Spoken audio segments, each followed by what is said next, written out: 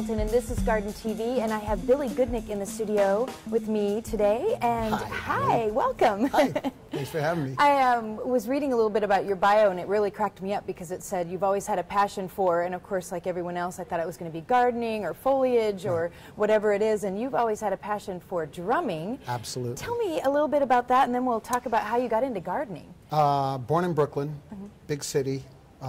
Going to Coney Island on the weekends, and 5 years old. This is how I remember the story. A bunch of Puerto Rican guys under the boardwalk playing timbales and bongos and congas and that, and I was entranced.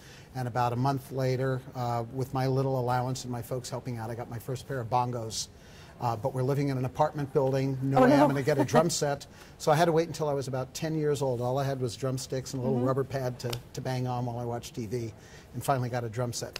So managed to take drum lessons. I was a studio musician in Hollywood. Was in a band that opened for Jackson 5, stuff like that, doing it really nicely. And in my spare time, very long chain of events, but I discovered bonsai as a hobby. And as luck would have it, very close to where I lived, it was one of the premier bonsai nurseries in Los Angeles, Yamaguchi Nursery.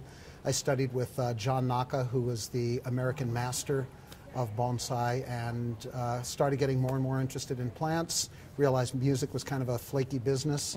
I had what I called my premature midlife crisis. So what am I going to be doing in 5 years? What am I going to do in 10 years?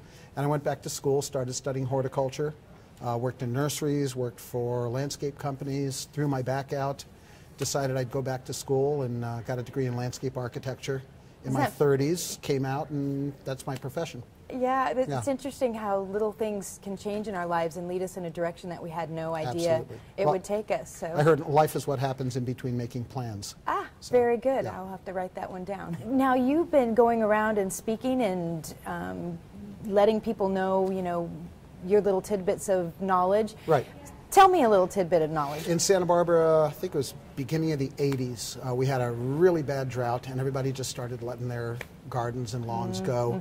And I invented a class through adult education called Gone with the Wind, What to Do with Your Drought-Stricken Lawn. And the house was packed, and I started teaching people the design process. And that's really the beginning of me finding my voice and figuring out, when you're trained at something and you know how to do it, you don't think about how you do it, but having to teach it to somebody else helped me understand my own design process. And that's kind of, I think, what I've mastered, and it's eventually turned into writing, blogging, and now a book. So my mission is to get out and show people the process that a professional designer uses so they can use it in their own garden. Good. So along with having this built-in green thumb that you seem to have... I didn't say that. I kill plants. Do you? Oh yeah, the way you learn how to grow things is by killing things. I suppose. What survives. Right. About 5 years ago, I just went to Blogger at Google, and I started, writing my stuff.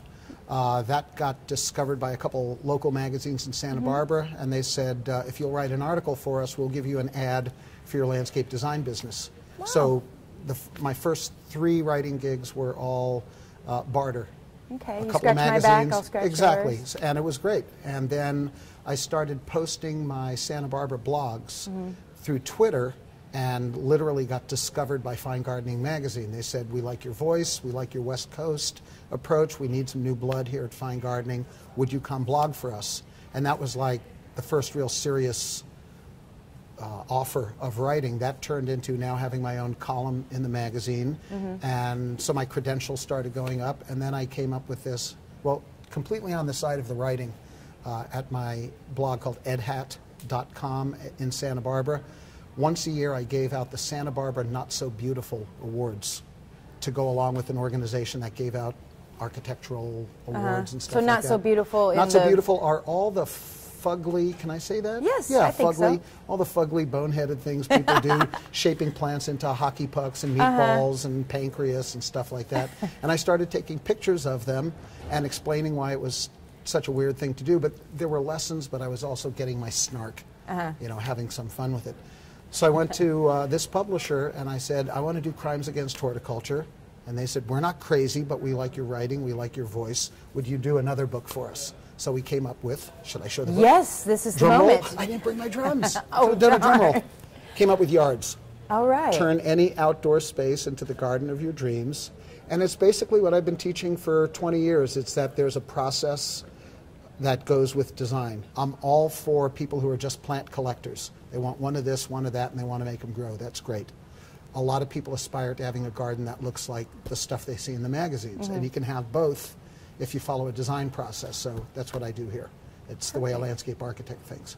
And from what I understand, this is just like hot off the press. Literally, I was speaking in Dallas last weekend at the Dallas Arboretum, and as I landed and was waiting for my baggage, my wife called to say the UPS driver is here. We got 6 boxes of your book. So I had to wait 3 days to go home and actually hold this. And that was just this past Sunday. Today's Thursday, so this was my first book signing here. So if I could ask you if you had one favorite tip or something that you specialize in that you could let our viewers know about, a little tidbit of information? Sure. It's a logical process for picking plants that most people don't think of. First thing I ask is, in my yard, is there anything a plant can do for me?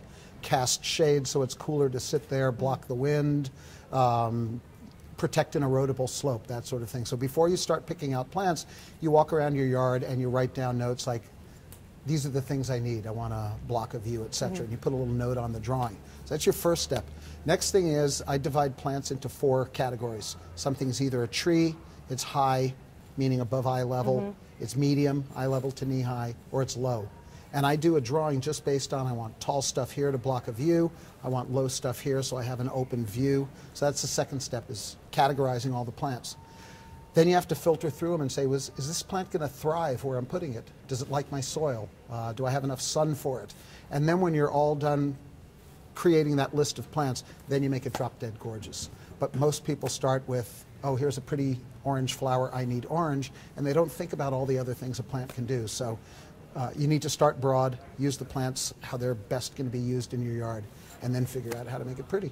Good advice. Yeah. Good luck with your book and your book signing, and your future sounds like it's wide open. Yeah, it's the speaking I'm really interested in, and this gets me the nice places like the And right here Northwest on Flower Garden Garden TV. Show. Yeah, that too.